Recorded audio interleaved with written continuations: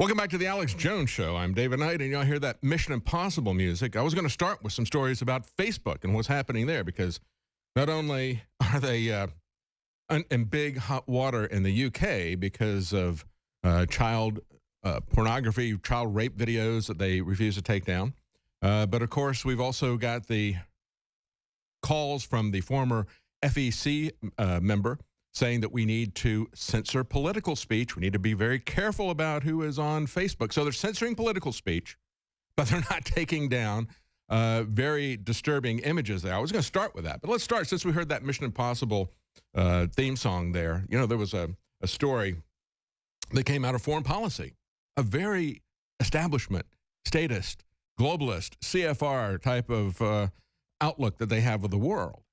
And they're talking about the CIA, and they say, mission unstoppable.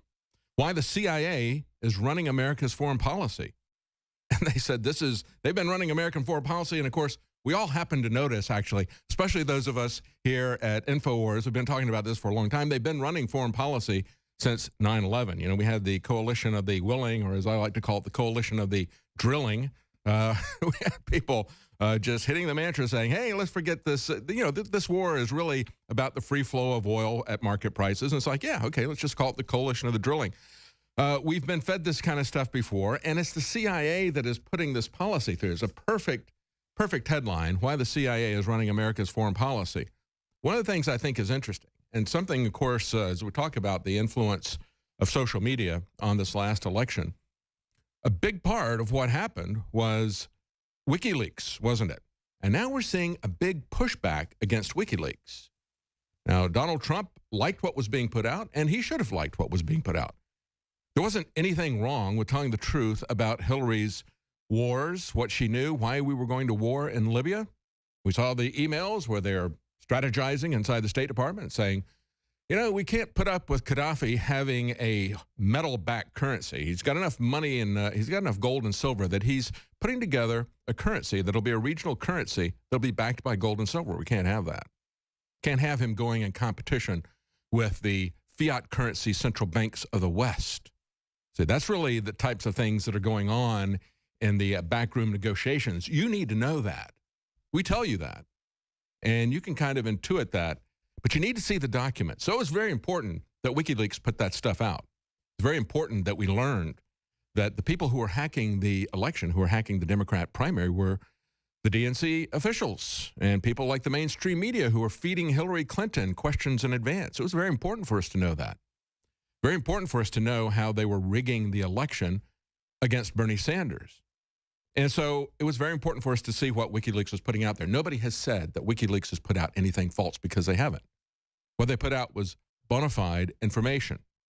And to say that it was hacked is not even true. We've had former British ambassadors say, I came to the United States, I was handed this information by disgruntled people within the DNC. I tried to say some of that to the people that I would interview at the DNC in Philadelphia. They would have none of it. They would just look at me and almost put their hands over their ears, but they would yell back at me, no, it's the Russians, it's the Russians, it's the Russians doing this. And so they're implying that these emails were hacked. They're implying that the elections were somehow hacked. They weren't. What they're saying is, we didn't like the fact that you got this information, that you got the truth about Hillary Clinton. They didn't like that. So it's very disappointing to see Director Mike Pompeo, who they just had a replacement election for him in Kansas on Tuesday. On Thursday, he now hammered WikiLeaks, calling the organization a non-state hostile intelligence service. And I want to remind you, because I retweeted this on my account, I retweeted what WikiLeaks put out. They said, this is a tweet that was sent by CIA Director, now CIA Director, Mike Pompeo, on the 24th of July, 2016. And he, as a congressional representative, said, need further proof that the fix was in from President Obama on down? Busted. 19,252 emails from DNC leaked by WikiLeaks. So he liked it. He liked it when it worked for him. But now he says WikiLeaks is a non-state hostile intelligence service. Maybe it's the state that is hostile to intelligence, to the truth. That's the really sad thing about this. There was another release today from WikiLeaks of the Vault 7 series. First, they came out with Vault 7. I don't know if that had I don't remember if that had a keyword or not. The second one was Marble. Not Marvel as in the comic books, but marble like you know, the round stones that you play games with. That second release showed that, well, the first one showed that they were curating techniques to where they could do imposters. They could look like another agency, but they detailed that in great deal in the Marble release. And they showed how the CIA had the tools. We've heard, and of course, who have we heard this from? We have heard this, the source for all this information that the FBI is putting out, and Lee Stranahan tried to ask this question at Breitbart, and they wouldn't let him ask the question of Comey.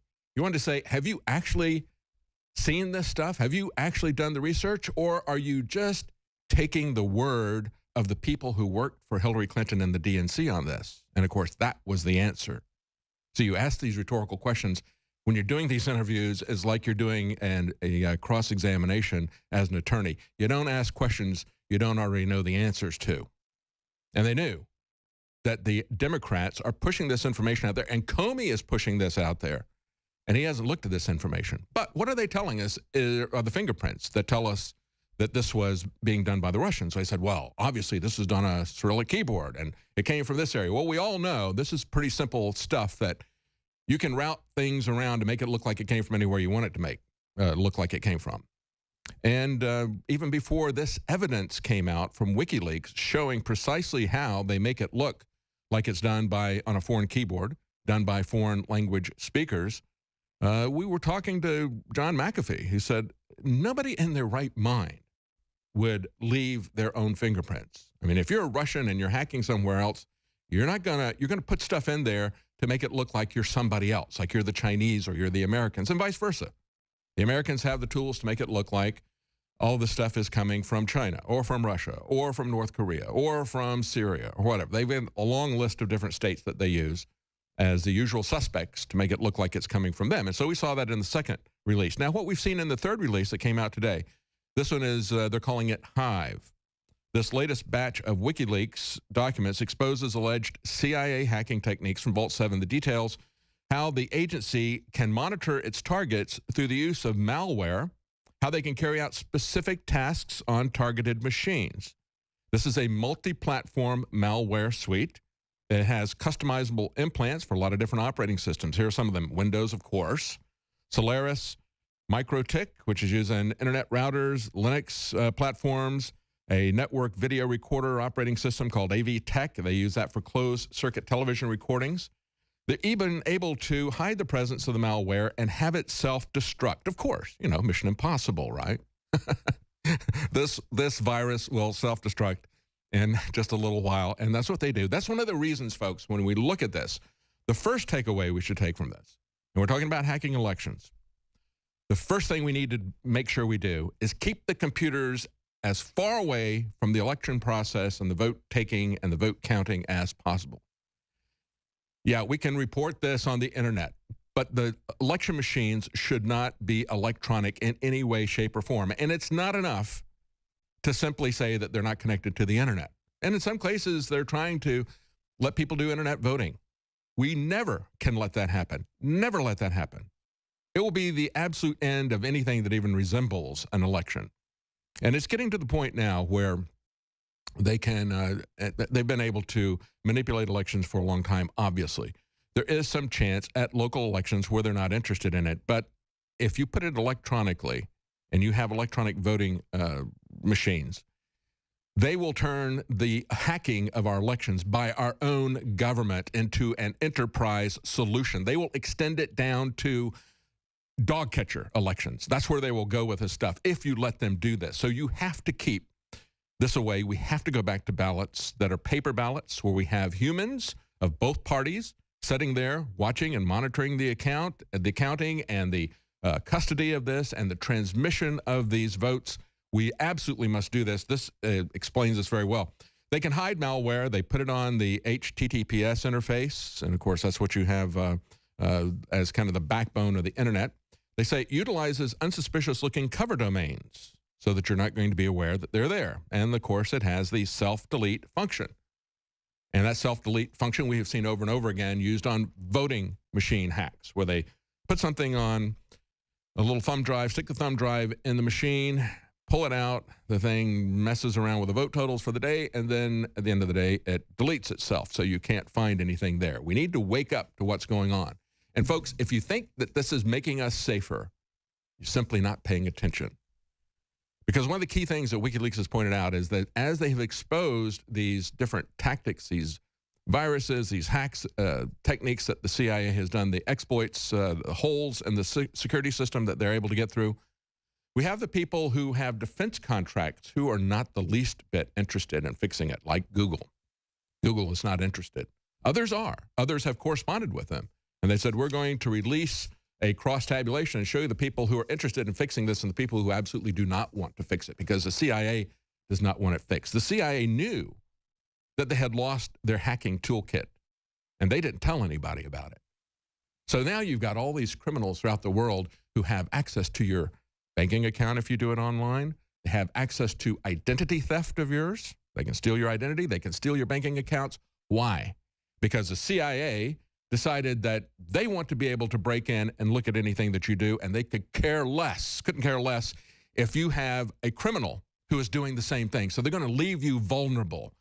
That's why this whole thing about thinking that you're going to trade your privacy, you're going to trade your liberty for security and safety, that is a fool's bargain, folks. Stay with us. We're going to be right back. We're talking about a little bit of Facebook, and we're going to have Kaya Jones at the bottom of the hour.